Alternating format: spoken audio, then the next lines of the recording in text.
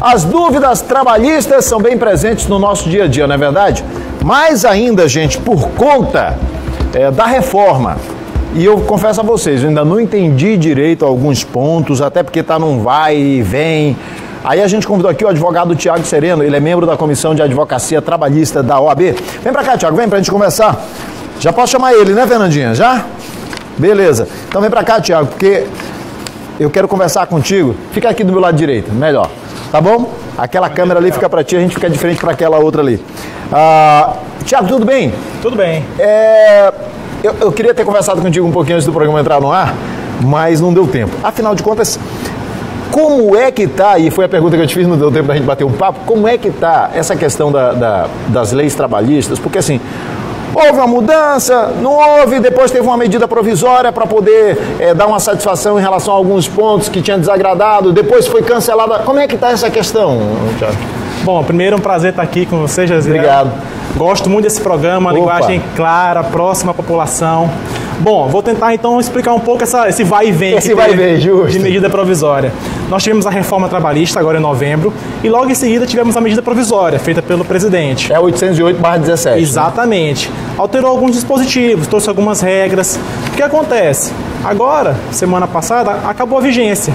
Então, nesse período de 120 dias, tivemos uma regra e agora voltou a regra da reforma trabalhista, anterior à medida provisória. Por isso que é esse vai e vem que você está falando.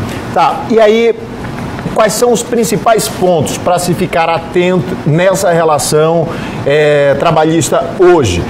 Está valendo tudo aquilo que foi na reforma, mas tem um ponto aqui específico, vamos lá, que me preocupa muito, a questão das grávidas.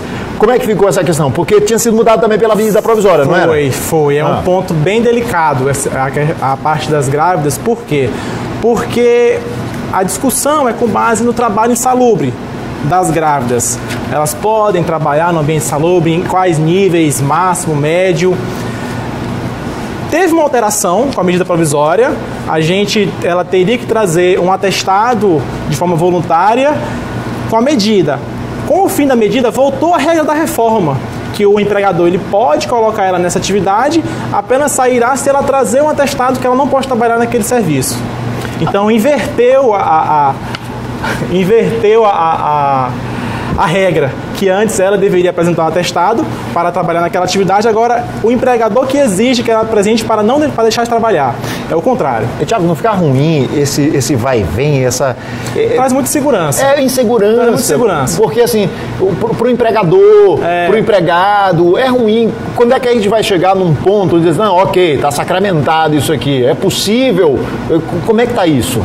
É porque, por conta das variações econômicas do país, a gente teve uma discussão muito vaga de legislação trabalhista. Foi muito rápido. Foi muito assodada, não foi? Foi um período de 7 meses para discutir essa mudança tão grande que nós tivemos no nosso país. Foi um período muito curto. Não tivemos participação de centrais sindicais, de centrais de empregadores, enfim. Houve uma discussão muito vaga. Então ficou essas lacunas, ficou alguns pontos que ficou obscuro, essa mudança que tivemos na medida provisória de um lado para o outro, a questão da medida provisória que a reforma trouxe a necessidade, a possibilidade de exclusividade no contrato de prestação de serviço. A medida provisória disse que era proibida, agora a medida provisória caiu, agora já pode ser exclusivo de novo. Então esse vai e vem realmente traz dificuldade tanto para o trabalhador como também para o empregador. Qual é que é o melhor comportamento para ambas as partes? Eu falo assim, na hora que vai fechar um contrato de trabalho, especialmente aquele que foge às regras tradicionais, que tem ali acertos que fogem às regras tradicionais que a gente está acostumado há muitos anos, sim, qual que é o melhor comportamento para ambos? Porque, por exemplo, quando estava valendo a medida provisória, de repente o cara pode ter feito um acerto que a medida provisória cobria e agora já não cobre mais. Isso. Então, o que é o correto para ambos os lados? Procurar um contador de confiança para ver a questão de regras, procurar um advogado é o quê? Assessoria, porque se o empregador ele for buscar por meios pela internet, sozinho, ele pode procurar uma notícia antiga, que não está valendo mais. Aí aplica uma regra, aplica um contrato que aquela regra não está mais em vigência. Isso pode causar sérios danos para o empregador e para o trabalhador também. Então a assessoria do contador, do advogado é essencial. Para poder fazer a coisa certinha, para não cair numa armadilha. Porque é um tempo a mais que você gasta com assessoria, é um dinheiro a mais, mas você evita um risco trabalhista mais na frente. Pode ser maior o gasto pode ser bem maior no futuro. Agora, com relação à assinatura da carteira de trabalho durante o contrato de experiência. É um ponto que gera bastante dúvida. Durante até no máximo 90 dias do contrato de experiência, a assinatura da carteira é obrigatória? Sim. A assinatura da carteira é obrigatória. Constando lá o contrato de experiência. Todas as informações. O contrato de experiência atrás, carimbado. Um ponto importante que gera muita dúvida. E após a reforma, como ficou a carteira de trabalho? A fiscalização vai ser maior com a reforma. A multa foi majorada para médias e grandes empresas. Não existe mais exigibilidade da dupla visita, quer dizer, o fiscal chegou lá, viu que não tem carteira assinada, ele já pode aplicar multa direto. Não precisa voltar. Não precisa voltar, como para as outras multas. Então, há uma fiscalização maior. E para empregados domésticos? Aí a gente fala diretamente com a pessoa em casa que tem alguém. É a mesma coisa? Mesma regra. Não há essa diferença de 90 dias, contrato de experiência, sem carteira assinada. Não, mesma regra. Tem que assinar a carteira do empregado doméstico também. Também. Mas existem outras diferenças em relação ao empregado doméstico para o empregado numa empresa? Tem. O empregado doméstico, ele tem uma legislação própria. A primeira regra que nós temos na lei do empregado doméstico trata da diferenciação entre diarista e empregado doméstico. 3 dias com habitualidade já é empregado doméstico, não é mais diarista. Então há umas regras... É bom tomar cuidado com isso, porque tem gente que pega e contrata a pessoa para ir. Vai 3 dias lá em casa fazer a limpeza no meu apartamento e tal. Aí quer contratar como diarista. Para a lei, aí já não é mais diarista. E é expresso na lei. O artigo é claro. Não é subjetivo, não é objetivo. Tá claro na lei. Não tem como ter uma interpretação, porque tinha muito isso. Antes da lei de empregado doméstico, tinha muito. Mas é o quê? 3 dias, 2 dias? O que é para habitualidade? Mas e a carga horária, agora Thiago? Não importa. Foi 3 dias, foi segunda-feira de manhã, na quarta-feira foi de tarde, trabalhou 2 horinhas, na sexta-feira. Como é que faz para majorar isso também? Existe o trabalho em tempo parcial. Sim. Que aí você tem uma jornada reduzida e você não precisa pagar o salário cheio, mas não deixa de ser contrato de trabalho. 3 dias já... Exato. Aí vai ser uma jornada de tempo reduzido. Que aí você vai... recolher menos tributo, vai pagar menos salário, porque é um tempo menor. Mas de qualquer forma, é um contrato de trabalho. Tem que estar dentro da regra, tem que obedecer a regra. Imagina só você botar para trabalhar empregado doméstico 2 horas no dia, ela vai ter que... pauleira para poder dar conta, dependendo... Para poder dar conta de 2 horas de trabalho. Vem cá, e no dia de hoje, pode trabalhar? Pode. A gente pode... A reforma trabalhista, ela possibilitou você fazer acordo. Hoje é feriado nacional. Sim. Então... é feriado no Brasil inteiro e não tem que ser negociado esse feriado, se você quiser trabalhar no dia de terça-feira. O que eu quero dizer? Se eu tiver uma empresa e eu quero trabalhar, que meus empregados trabalhem na segunda, eu desloco esse feriado, faço um acordo com o sindicato, desloco esse feriado de terça para segunda e terça-feira as pessoas trabalham. Esse acordo ele pode ser ali direto com o empregado ou tem que ter intervenção do sindicato? O acordo coletivo tem que ter a presença do sindicato dos empregados. Só coletivo, nesse caso só coletivo. É isso. Porque feriado nacional é direito, né? Qual é o único feriado assim que é proibido mesmo com acordo de trabalhar? Tem algum? Não. Não tem. Qualquer um pode... A reforma trabalhista colocou troca do feriado. Ela não restringiu se é municipal, se é estadual, se é nacional. Troca do feriado. Mas tem que ser com a presença do sindicato dos empregados. Mas a questão do sindicato, porque hoje não é mais obrigatória a contribuição. Não. Mesmo se eu não contribuir, eu estou dentro de uma categoria, o sindicato vai lá e fechou um acordo e tal, tá valendo para mim. O sindicato representa os empregados, sim. É isso, mesmo que eu tenha optado por não contribuir. Sim, representa. É isso. Sim. Agora, uma outra questão... Porque o que define é a atividade do sindicato. É a atividade do sindicato dos empregadores, a atividade que eles representam.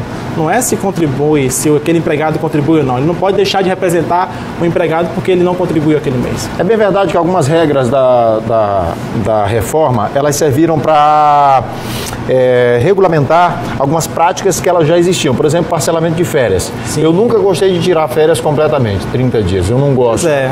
E aí, Mas hoje eu posso fazer isso, eu posso tirar, eu posso parcelar em até quantos dias as minhas férias? Você pode parcelar pode fazer em 3 parcelas.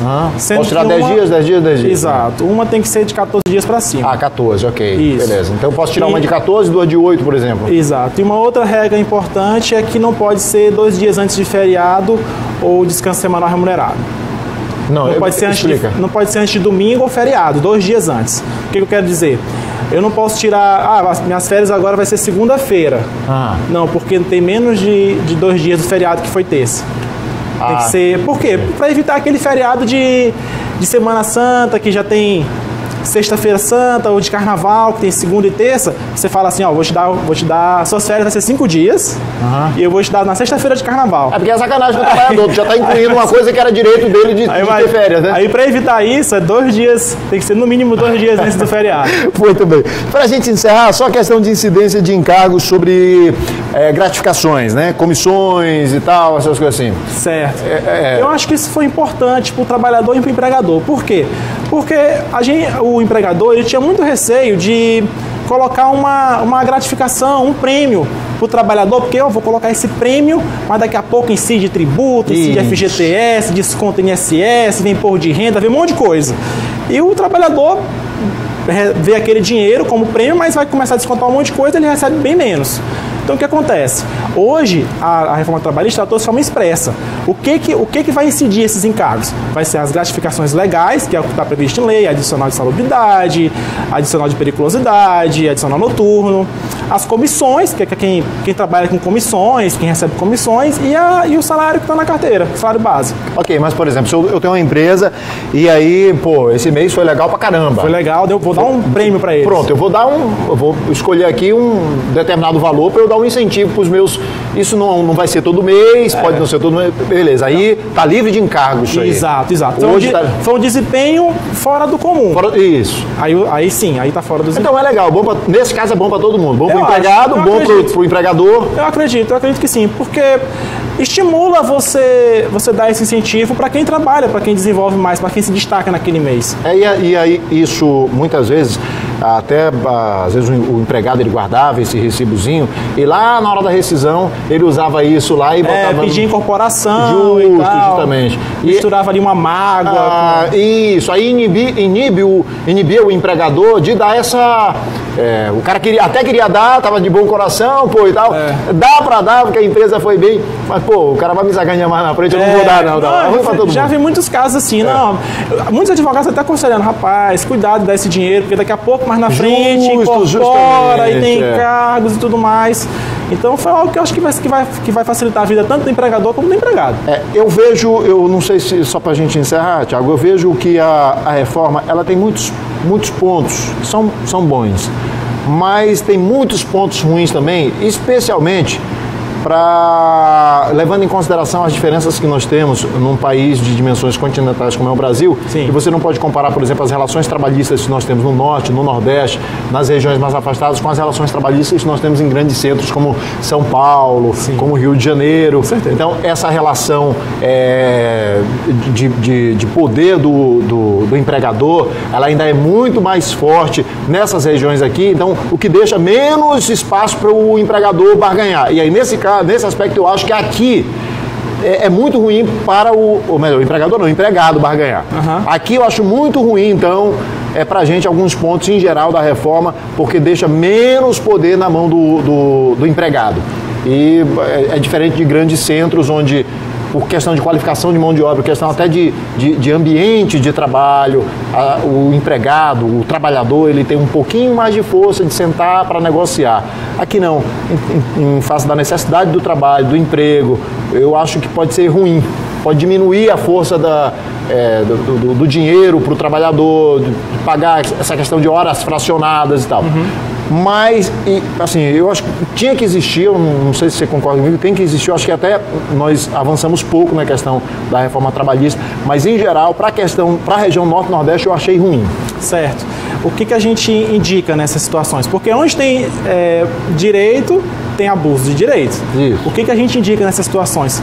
Que procure, se realmente a empresa estiver abusando do direito, procure os órgãos de fiscalização.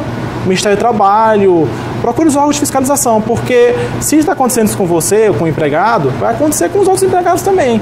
Então, o que a gente sempre indica é: a lei veio, flexibilizou algumas normas, trouxe poder de negociação, mas se houver abusos, se a empresa estiver explorando o trabalhador em atividades que são ilegais, ele pode procurar os órgãos de fiscalização, pode procurar o Ministério do Trabalho, pode procurar o Ministério Público do Trabalho, O sindicato para ajudar. o sindicato. Isso. Então, há meios para o trabalhador ir atrás de seus direitos. Tiago Sereno, membro da Comissão de Advocacia Trabalhista da OAB. Gostei demais do papo. Prazer demais. Foi massa, bicho. Obrigado. Já estou aqui à disposição para o próximo convite. E o programa também, tá bom? Valeu, meu irmão. Um abraço.